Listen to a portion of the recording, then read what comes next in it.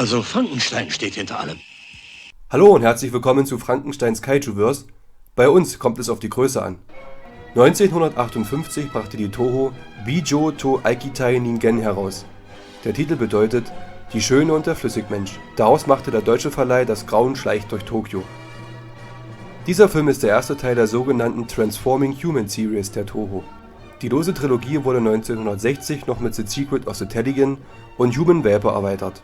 Regie führte Ishiro Honda, die Spezialeffekte kamen von Eiji Tsuburaya, die Musik wurde von Masaru Sato komponiert und als Produzent war Tomoyuki Tanaka mit an Bord. Im Film zu sehen sind unter anderem Kenshi Sahara, Yumi Shirakawa, Akihiko Hirata, Yoshio Tsuchiya, Yoshibumi Tajima und Hisaya Ito. Die Geschichte beginnt mit einer Atomexplosion. Während des Intros wird ein Schiff gezeigt, welches augenscheinlich unbemannt ist. Danach wechselt die Szenerie in das regnerische Tokio. Man sieht den Gangster Masaki, wie er etwas in einen Kofferraum packen möchte. Es folgt ein Schuss, anschließend bleibt nur die Kleidung zurück. Die Polizei unter Leitung von Inspektor Tominaga will wissen, wo Masaki ist und nimmt Kontakt zu dessen geliebten Chikako Arai auf. Sie kann den Beamten jedoch nicht sagen, wo er ist. Die Polizei glaubt, dass Masaki nackt geflohen ist und untertauchen will. Außerdem sind hinter ihr die Verbrecher der Hanaba-Bande her. Einer von ihnen will sie ebenfalls zwingen, den Aufenthalt von Masaki zu nennen, aber auch diesen kann sie keine Auskunft geben. Er droht ihr, Masaki bei seinem Auftauchen nicht der Polizei zu melden, wohl wissend, dass auch die Polizei Chicago bespitzelt. Dann jedoch verschwindet das Bandenmitglied genau wie Masaki. Nach einem Schrei und mehreren Schüssen bleibt erneut nur die Kleidung zurück. Er versucht, seinen alten Freund Inspektor Tominaga davon zu überzeugen. Der Inspektor ist lange Zeit skeptisch, was Masadas Theorie angeht. Er führt ihn in ein Krankenhaus, wo sich Überlebende befinden, die auf dem Schiff, welches zu Beginn gezeigt wurde, Kontakt mit dem Grauen hatten.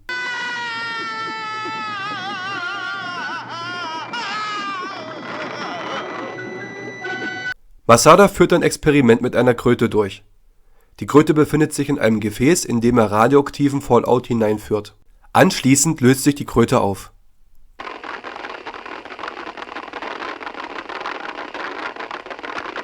Tominaga ändert erst seine Meinung, als er bei einer Razzia im Nachtclub selbst Zeuge wird, was der Schleim anrichten kann. Das flüssige Grauen fordert immer mehr Todesopfer, darunter einen Beamten der Polizei. Der Chef der Universität Dr. Maki und Masada konzipieren mit Polizei, Militär und Feuerwehr einen Plan, um die gefährliche Flüssigkeit zu töten. Es soll das Kanalsystem eines Tokioter Stadtviertels mit Benzin in Brand gesetzt werden, wo sich das Grauen befindet. Der Gangster Oshida entführt jedoch Chikako und will sie für sich haben. Er will mit ihr durch die Kanalisation fliehen, weil dort das Zentrum seines verbrecherischen Handelns liegt. Was glaubst du, was da drin ist? Für dieses Zeug hier kriege ich einen Koffer voll 5000 Yen-Scheine. Mit dem Verkauf der Drogen verspricht er sich, ein neues Syndikat zu errichten. Doch daraus wird zum Glück nichts, denn das Grauen macht doch für ihn nicht Halt. Die Operation beginnt und das Feuer fängt an, sich durch die Kanalisation zu fressen. Masada und Tominaga gelingt es, in letzter Minute Chikako aus dem Kanal zu retten und das unterirdische Flammenmeer vernichtet die Flüssigmenschen.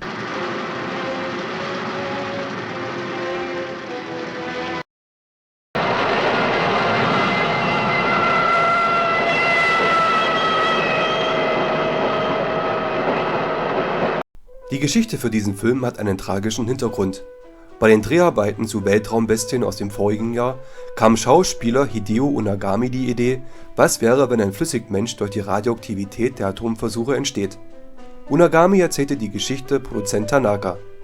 Der wiederum war davon begeistert und wollte daraus einen Film machen. Leider konnte der Schöpfer der Filmidee, Unagami, nicht an der Produktion teilnehmen. Er verstarb im November 1957, kurz vor der Premiere von Weltraumbestien an einem Herzinfarkt. Takashi Kimura verfasste schließlich aus der Idee das Drehbuch. Ursprünglich sollten die Flüssigmenschen durch die Elektrizität getötet werden. Man entschied sich aber letztlich für das Feuer. Das Grauen schleicht durch Tokio war der erste Teil einer losen Trilogie, die gleich mehrere Genres beinhaltet. Die Geschichte spielt in der Tokioter Unterwelt mit Gangstern, Erotikbars, Drogen und Erpressung.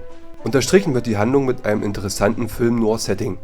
Für den Nordton im Film ist der Lichttechniker Tsuruzo Nishikawa verantwortlich. Er war bereits bei den ersten Godzilla als Lichttechniker dabei. Hier zeigt er dem Zuschauer dunkle, verregnete Straßen, das dunkle Apartment und das Finale in der Kanalisation, während hingegen die Szenen in der Bahn und am Tag viel Farbe zeigen. Ebenso werden kräftige Farben bewusst genutzt wie Rot und Grün. Die Szene auf der Ryujin Maru Nummer 2 ist ein wunderbares Beispiel dafür. Die Stimmung ist herrlich gruselig, der Mix zwischen Modellbau und dem realen Set sind makellos und es ist kein Übergang zu sehen. Die Menschen an Bord sind stets mit Dunkelheit umhüllt. Das Erscheinen der Flüssigmenschen ist gut gemacht und passt hervorragend. Das Schiff ist übrigens eine Anlehnung an die Lucky Dragon No. 5 von 1954. Diese wurde von einem Atomtest radioaktiv verseucht und inspirierte die Macher zu Godzilla.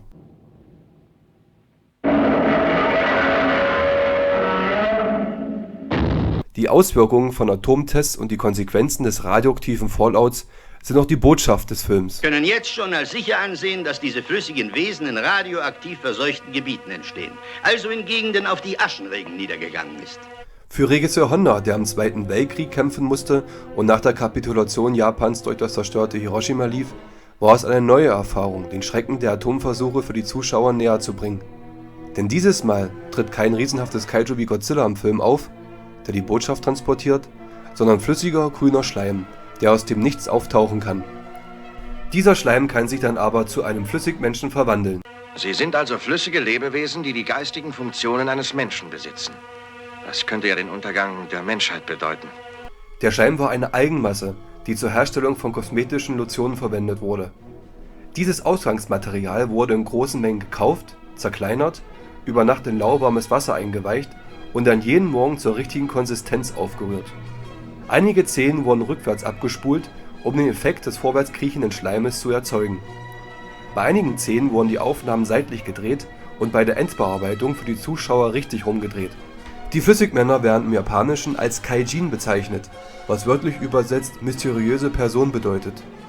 Man verwendet es auch für die Bezeichnung für menschenähnliche Wesen, die Superkräfte besitzen. Kaijin liegt nahe bei dem Wort Kaiju, zu dem beispielsweise Godzilla, Rodan und Mothra gehören. Bei Kaijin handelt es sich meist um menschengroße Wesen, die dann aber monströse Fähigkeiten und Verhaltensmuster zeigen. Honda verpflichtete erneut seine Stammschauspieler aus den letzten Produktionen. Man sieht erneut Akiko Hirata als Inspektor Tominaga. Kenji Sahara spielt den neugierigen Wissenschaftler Masada, der auch schließlich die Polizei und somit den Plot auf die eigentliche Gefahr hinführt. Aber zuerst müssen wir diese flüssigen Wesen erledigen. Endlich hast du das eingesehen. Gratuliere. War auch höchste Zeit. Ja. Yumi Shirakawa ist hier als Sängerin Chicago Arai zu sehen. Die Lieder, die Shirakawa im Film singt, werden nicht von ihr persönlich gesungen, sondern von Marta Miyake. Noch zu erwähnen sind Yoshio Tsuchiya und Yoshibimo Tajima als Kriminalbeamte und Makoto Sato, der den Gangster Ushida spielt. Schauspieler Yosuke Natsuki, der später Dr. Yashida in Godzilla die Rückkehr des Monsters spielen wird, kann man hier in einer kurzen Szene sehen. Hier spielt er zusammen mit Yoshiko Ieda ein Liebespaar. Wieder zeigt uns Honda den Kaiju-Darsteller Haruo Nakajima. Er ist einer von den Fischern, die die Ryujin Maru Nummer 2 untersuchen und von den Flüssigmenschen getötet wird. Alle Schauspieler verkörpern ihre Rollen sehr gut und glaubhaft, aber keine Rolle bleibt im Gedächtnis. Die Musik für diesen Film komponierte Masaru Sato, der schon für Godzilla kehrt zurück die Musik schrieb. Für Regisseur Honda schrieb Sato die Filmmusik zu Snowman, der ebenfalls wie Kehrt zurück 1955 erschien.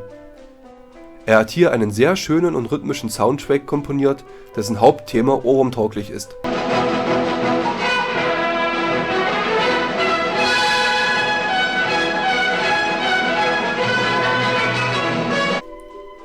Das Grauen schleicht durch Tokio wurde am 29. Mai 1959 in Westdeutschland aufgeführt, dies leider gekürzt.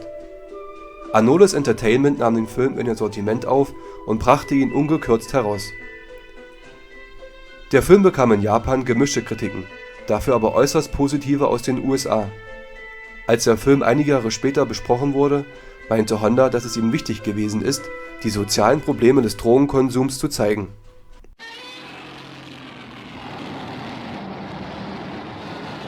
Die Handlung ist sehr stimmig und klassisch für einen Gangsterfilm dieser Zeit, wobei dieser Film noch Horrorelemente implementiert hat. 8 Gs. Da es in diesem Film kein Kaiju gab, werden nur die Effekte bewertet. Mit Ausnahme des bemalten Standbildes sind diese wieder auf einem hohen Niveau und vor allem die brennende Kanalisation bleibt in Erinnerung. 8 Gs. Die Musik ist stimmig zu den einzelnen Themen und hervorzuheben sind die gesungenen Lieder und das Thema des Grauens. 7 Gs. Hier können nur die Kämpfe zwischen der Polizei und den Gangstern bzw. den Flüssigmenschen bewertet werden. Diese sind kaum vorhanden und immer einseitig. Die Polizei schießt auf das Grauen, diese schluckt die Kugeln und danach die Leute. 3 Gs. Es bleibt von der ersten bis zur letzten Sekunde spannend, wobei der Höhepunkt für mich das Geisterschiff war. Als Zuschauer weiß man allerdings schon sehr zeitig vom Grauen und wartet daher darauf, dass auch die Protagonisten dies erkennen. 9 Gs. Und damit komme ich insgesamt auf 35 von 50 Gs. Nun zu meiner Bewertung. Die Handlung ist neu in diesem Genre, macht aber unglaublich viel Spaß und der Mix zwischen den Genres passt. 10 Gs. Kaiju-Kostüme gibt es in diesem Film nicht. Dafür werden die Flüssigmänner gezeigt, die von 1958 wirklich gut aussehen.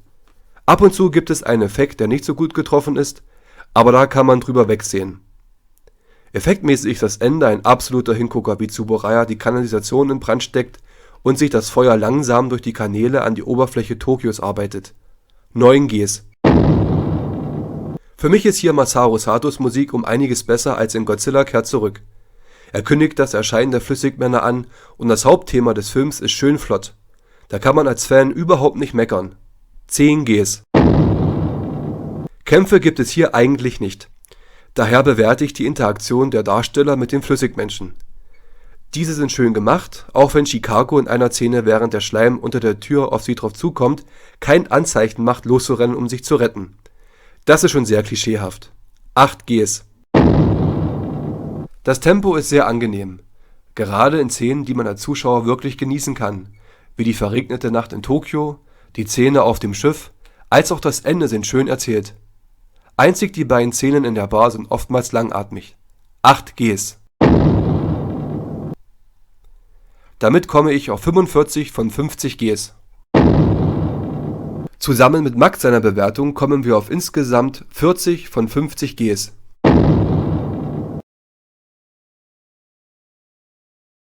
Das Grauen schleicht durch Tokio ist eine schöne Abwechslung zu den reinen Kaiju-Produktionen. Man kann als Zuschauer dem Team von Tanaka, Honda und Tsuburaya dankbar sein, die sich gerade in den Anfängen des Tokusatsu auch an ungewöhnliche Produktionen rantrauten. Wie immer muss man den Film zu seiner Entstehungszeit 1958 betrachten. Den Film mit heutigen Maßstäben zu bewerten wäre unfair. Er macht viel Spaß beim Schauen und versprüht den typischen Toho-Charme. Das ist das Wichtigste, was zählt. Bis dann. の灰に覆われて我々人類が全滅した時、次にこの地球を支配するのは液体人間だ。Es war Frankenstein.